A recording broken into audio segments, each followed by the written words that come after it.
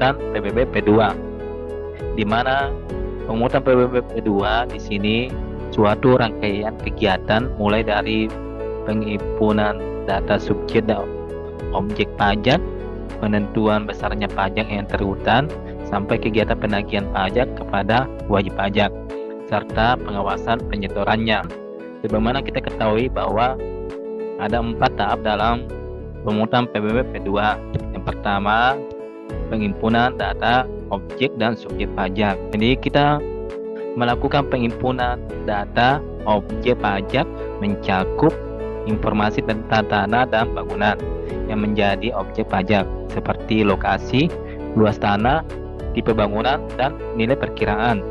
Selanjutnya, kita harus melakukan juga penghimpunan data subjek pajak yang merupakan informasi tentang individu atau entitas yang memiliki hak kepemilikan atas objek pajak seperti pemilik tanah atau bangunan. Yang kedua yaitu penentuan besarnya pajak yang terhutang. Setelah data objek dan subjek pajak terkumpul, pihak berwenang akan menghitung besarnya pajak yang harus dibayarkan oleh subjek pajak. Besarnya pajak PBB P2 biasanya dihitung berdasarkan nilai objek pajak dan tarif pajak yang berlaku di wilayah tersebut. Kemudian tahap ketiga yaitu kegiatan penagihan pajak kepada wajib pajak. Setelah besarnya pajak yang terhutang ditentukan, pihak berwenang akan mengirimkan pemberitahuan pajak kepada wajib pajak, sehingga wajib pajak akan diberi waktu tertentu untuk membayar pajak yang terhutang sesuai dengan jadwal yang telah ditetapkan. Tahap terakhir yaitu pengawasan penyetoran pajak. Selama proses pemungutan, pihak berwenang juga melakukan pengawasan terhadap penyetoran pajak oleh wajib pajak. Dan tahap keempat ini melibatkan juga pemantauan pembayaran pajak yang tepat waktu dan pemeriksaan kepatuhan pajak. Jadi kesimpulannya teman-teman, pemungutan PBB P2 merupakan salah satu sumber pendapatan pemerintah yang penting untuk pembiayaan berbagai program dan proyek pembangunan di wilayah pedesaan maupun perkotaan. Teman-teman dan adik-adik sekalian, istilah PBB yang ke-13 yaitu piutang PBB P2. Piutang PBB P2 merupakan rincian piutang yang timbul atas pendapatan PBB P2, sebagaimana diatur dalam Undang-Undang Perpajakan. Contoh dari penjelasan tersebut, misalkan Anda adalah seorang wajib pajak yang memiliki properti di daerah Anda. Jadi Anda harus membayar PBB P2 berdasarkan nilai properti. Jadi Anda harus membayar PBB P2 berdasarkan nilai properti Anda yang sesuai dengan peraturan perpajakan. Namun pada tanggal 31 Desember belum membayar PBB P2 sesuai dengan ketentuan yang berlaku, maka ini tercipta piutang PBB P2 yang harus Anda bayar kepada pemerintah. Jadi piutang PBB P2 ini terjadi apabila Anda telah melewati batas waktu yang telah ditetapkan oleh Undang-Undang Perpajakan untuk membayar PBB P2 yang dikenal sebagai masa kadaluarsa. Meskipun hak penagihan atas piutang ini mungkin telah berakhir, piutang PBB P2 tersebut masih ada hingga dilakukan penghapusan oleh Menteri Keuangan. Menteri Keuangan dapat diambil tindakan untuk menghapus piutang ini dari catatan keuangan pemerintah jika dianggap tidak mungkin untuk menagihnya lagi. Jadi teman-teman dan adik-adik sekalian, dengan demikian piutang PBB 2 di sini merupakan utang pajak yang belum dilunasi oleh wajib pajak. Kalau teman-teman dan adik-adik mempunyai tunggakan pajak, itu harus dibayar.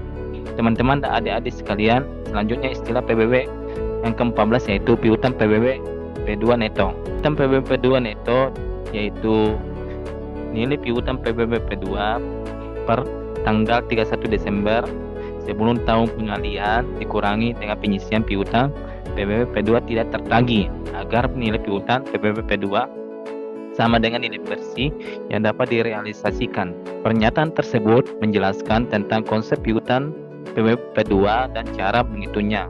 Piutang PBB P2 adalah pajak bumi dan bangunan yang harus dibayar oleh wajib pajak kepada pemerintah. Piutang PBB P2 neto adalah nilai piutang PBB P2 setelah dikurangi dengan penyisian piutang PBB P2 yang tidak dapat ditagih, sehingga nilainya mencerminkan nilai bersih yang sebenarnya dapat direalisasikan oleh pemerintah. Misalkan suatu pemerintah daerah memiliki total piutang PWP 2 sebesar 100 juta per tanggal 31 Desember, tapi pemerintah menyadari bahwa sebagian dari piutang ini 10 juta tidak akan dapat dibayar oleh wajib pajak karena alasan tertentu. Oleh karena itu, penyelesaian piutang PWP 2 tidak tertagih sebesar 10 juta dan dibuat. Dengan demikian, piutang PWP 2 neto adalah 100 dikurang 10 juta sama dengan 90 juta. Nilai ini mencerminkan jumlah yang sebenarnya dapat direalisasikan oleh pemerintah dari piutang PWP 2 setelah mempertimbangkan penyelesaian piutang yang tidak dapat tertagih. Selanjutnya, kita akan menjelaskan mengenai tarif PBB dan rumusnya. Pada Peraturan Pajak Bumi dan Bangunan yang terbaru 2022, tarif PBB dalam pasal 41 disebutkan bahwa tarif PBB 2 ditetapkan paling tinggi sebesar 0,5%. Tarif PBB 2 yang berupa lahan produksi pangan dan ternak ditetapkan lebih rendah daripada tarif untuk lahan lainnya. Besaran tarif tersebut ditetapkan dengan peraturan daerah. Lebih lanjut terkait cara menghitung PBB 2 sangat penting untuk menghitung dasar pengenaan PBB P2. Pasal 40 regulasi ini menyebut dasar pengenaan PBB 2 setelah NJOP. NJOP ini telah ditetapkan berdasarkan proses penilaian PBB 2. Adapun NJOP tidak kena pajak ditetapkan paling sedikit sebesar 10 juta untuk setiap wajib pajak ya. Adapun rumusnya dalam menghitung PBB yaitu tarif kali NJKP. Demikian materi istilah PBB yang saya sampaikan. Semoga bermanfaat buat teman-teman dan adik-adik sekalian. Assalamualaikum warahmatullahi wabarakatuh.